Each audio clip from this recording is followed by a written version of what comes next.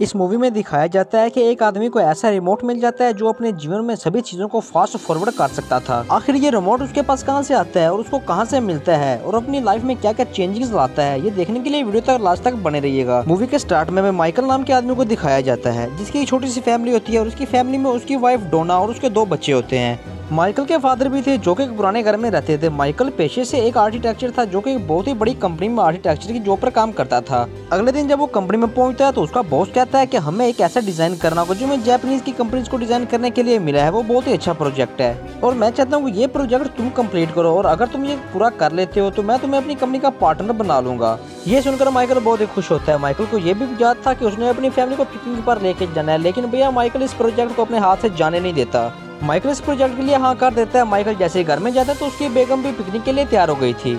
उसकी वाइफ कहती है अभी हम पिकनिक पर जाना चाहिए, लेकिन वो कहता है कि मुझे आज एक बहुत ही बड़ा प्रोजेक्ट मिला है जो मुझे आज से काम स्टार्ट करना पड़ेगा। ये सुनकर माइकल की वाइफ को बहुत ही गुस्सा आता है। इन दोनों में बहुत ही बहस हो जाती है, लेकिन माइकल खुद को रिलैक्स करने के लिए टीवी ऑन करता है, लेकिन वो एक गलत रिमोट उठा लेता है। वो अपने बेटे का खिलौने का रिमोट उठा लेता है जिससे एक जहाज आता है और उसके सर में लगता है, जिससे माइकल को बहुत ही गुस्सा आता है। माइकल जब भी टीवी ऑन करता है तो उसके हाथ में गलत ही रिमोट आ जाता है। ये सोचकर वो मार्केट में निकल जाता है ऐसा रिमोट ढूंढने की तलाश में जिससे वो तमाम इलेक्ट्रॉनिक चीजों को कंट्रोल में कर सके। माइकल मार्केट में पहुंच जाता है और ऐसे रिमोट की तलाश शुरू कर देता है, लेकिन बहुत देर घूमने के बाद में उसको ऐसे रिमोट नहीं मिलता। माइकल बहुत ही थक जाता है और वहीं पर ही सो जाता है। सुबह आंख खुलने पर वो एक सीक्रेट दरवाजा देखता है जो कि मार्ग के सामने था। माइकल वो दरवाजा खोलकर अंदर चला जाता है और अंदर वो देखता है कि वहाँ पर एक साइंटिस्ट है और वो बहुत सारे इलेक्ट्रॉनिक चीजें बना रहा है। तभी माइकल उसे अपनी परेशानी बताने लग जाता है और उसे बोलता है मुझे ऐसे रिमोट की तलाश है जिससे मैं तमाम चीज़ों को कंट्रोल में कर सकूं।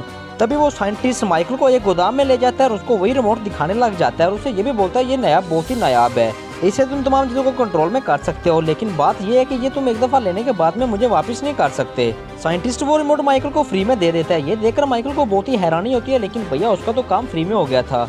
वो इस पर ज्यादा ध्यान नहीं देता है और उस रिमोट को लेकर अपने घर में वापस आ जाता है। आते ही वो अपने प्रोजेक्ट पर लग जाता है और काम करना शुरू कर देता है। थोड़ी देर के बाद में उसका डॉग उसके ऊपर भौंकने लग जाता है जिससे माइकल बहुत ही ज्यादा डिस्टर्ब हो जाता है। माइकल गुस्से में आकर अपने रिमोट का म्यूट बटन दबा देता है जिससे कुत्ते की आवाज चुप हो जाती है।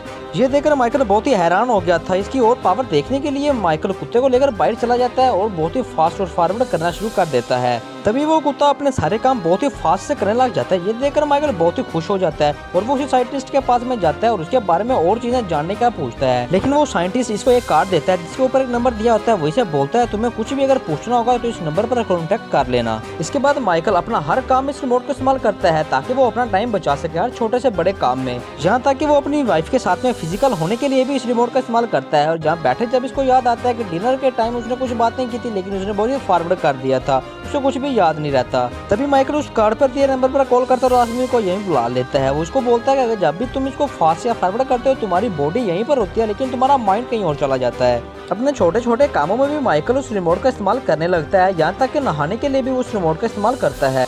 जब माइकल ऑफिस जाता है तो ट्रैफिक जैम होने की वजह से वो टाइम को फास्ट फॉरवर्ड कर देता है, जिसकी वजह से वो वहाँ से निकल जाता है। कुछ दिनों के बाद में माइकल का प्रोजेक्ट डन हो जाता है और उसकी मीटिंग जापानीज के साथ में होने लगती है।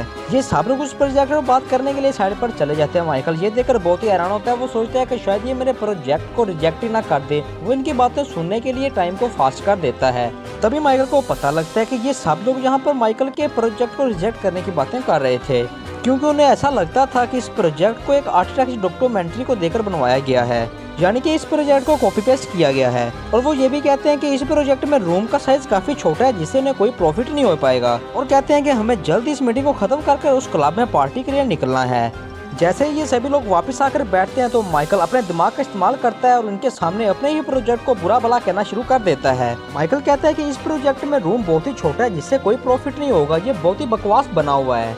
ये सुनकर ये जापानीज बहुत हैरान होते हैं क्योंकि माइकल इनके मुंह की बात छीन ली थी, इसलिए वो इस प्रोजेक्ट को माइकल की कंपनी को दे देते हैं। ये देखकर माइकल और इसका बॉस बहुत ही खुश हो जाता है। अब हम देखते ही देखते हैं कि माइकल बहुत ही अच्छा बिजनेसमैन बन गया था, पार्टनर भी बन गया था। जैसे माइकल घर में जाता है वो अपने बच्चों के लिए साइकिल और अपनी वाइफ के लिए बहुत से गिफ्ट्स लेकर जाता है और वो अपनी वाइफ को बताता है कि उसके बॉस ने उसे हाफ पार्टनरशिप पर रख लिया है। माइकल जब अगले दिन ऑफिस में जाता है तो वो उसके सारे सपने टूट जाते हैं। उसका बॉस कहता है कि जब तक तुम जापानीज के प्रोजेक्ट को मुकम्मल नहीं करोगे मैं तुम्हें अपना पार्टनर नहीं बनाऊंगा।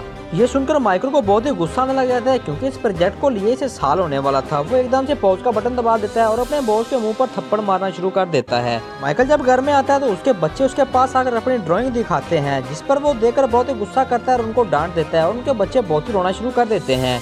ये बात उसकी वाइफ को बहुत ही बुरी लगती है और इन दोनों में बहुत ही ज्यादा झगड़ा शुरू हो जाता है। इस बातों से परेशान होकर माइकल फास्ट फॉरवर्ड के बटन को दबा देता है। माइकल उस समय में पहुंच गया था जब उसका प्रमोशन होने लगा था। जब वो घर में आकर देखता तो सब कुछ ही चेंज था। उसका वो डॉग जिसे वो बहुत ही प्यार किया करता था वो भी मर चुका था। ये सुनकर माइकल को बहुत ही ज्यादा दुख होता है और वो अपनी बीवी के गले लग जाता है और उसे बोलता है कि वो बिना कुछ फास्ट फॉरवर्ड किए एक जिम्मेदार इंसान बनेगा। माइकल जब अपनी वाइफ के साथ में इंटीमेट हो रहा था तो एकदम से फास्ट का बटन दबाया जाता है, जो कि उसने खुद नहीं दबाया था। ये देखकर वो उसी आदमी को बुलवाता है और उसको सारी सिचुएशन बताता है। साइंटिस्ट से बोलता है कि तुमने जिन जिन चीजों के लिए इसका बहुत ज्यादा इस्तेमाल किया है, ये अब टाइम आने पर खुद ब खुद ही फास्ट फॉरवर्ड होना शुरू हो जाएंगी। माइकल उस रिमोट को उस आदमी को वापस कर देता है, लेकिन साइंटिस्ट उस रिमोट को वापस नहीं रखता। माइकल ये देखकर उसको तोड़ देता है और घर से बाहर फेंक देता है, लेकिन वो रिमोट फिर भी ठीक होकर माइकल के हाथ में आ जाता है। अगले दिन माइकल जब ऑफिस में जाता है तो उसका बॉस उसको बोलता है कि वो बहुत ही लंबी छुट्टियों के लिए वहाँ से निकल रहा है और कहता है कि मैं पूरी कंपनी को तुम्हारे हवाले कर रहा हूँ और तुम्हारी प्रमोशन भी कर रहा हूँ। प्रमोशन का सुनकर रिमोट एकदम खुद ब खुद ही बहुत ही फास्ट हो जाता है। जहाँ पर हमें 10 साल बाद माइकल को दिखाया जाता है, जहाँ पर माइकल बहुत ही मोटा हो चुका था। माइकल जैसे ही घर में आता है तो उसके बच्चे भी जवान हो गए थे और उसका बेटा भी उसी की तरह में इतना मोटा बन चुका था।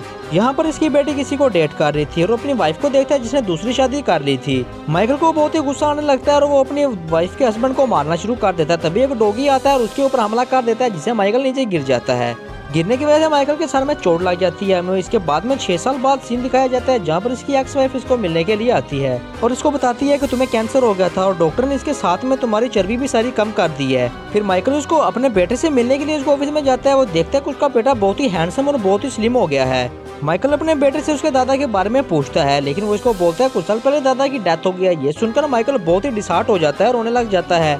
माइकल अब अपने पिता की कब्र पर जाता है और वहाँ पर जाकर रिवर्स का बटन दबा देता है, जहाँ पर वो देखता है कि उसके फादर ने उसको आकर डिनर का इनवाइट किया था, लेकिन वो कामयाबी में इतना बिजी था कि उसको डांट कर वहाँ से भेज देता है। तभी माइकल प्रेजेंट में आ जाता है, जहाँ पर उसको वही साइंटिस्ट मिलता है जिसने उसे वो रिमोट दिया था। यहाँ पर वो माइकल को बोलता है कि वो एक एंजल है जो कि लोगों की आत्मा को निकाल कर गॉड के पास में ले जाता है और बोलता है तुम्हारे पिता को भी मैं ही लेकर गया था। ये सुनकर वो बहुत ही डर जाता है और माइकल एकदम से नीचे गिर जाता है और एकदम से फास्ट का बटन दबा देता है। अब वो वहाँ पर आ जाता है जब उसके बेटे की शादी हो रही थी और उस शादी में माइकल की पूरी फैमिली होती है। तभी माइकल को दिल का दौरा पड़ जाता है और वो हॉस्पिटल में पहुंच जाता है। यहाँ पर हॉस्पिटल में माइकल का बेटा से मिलने के लिए आता है। माइकल से पूछता है कि तुम हनीमून पर कब जा रहे हो, लेकिन वो इसे कहते हैं कि प्रोजेक्ट की वजह से मैं हनीमून कैंसिल कर चुका हूँ।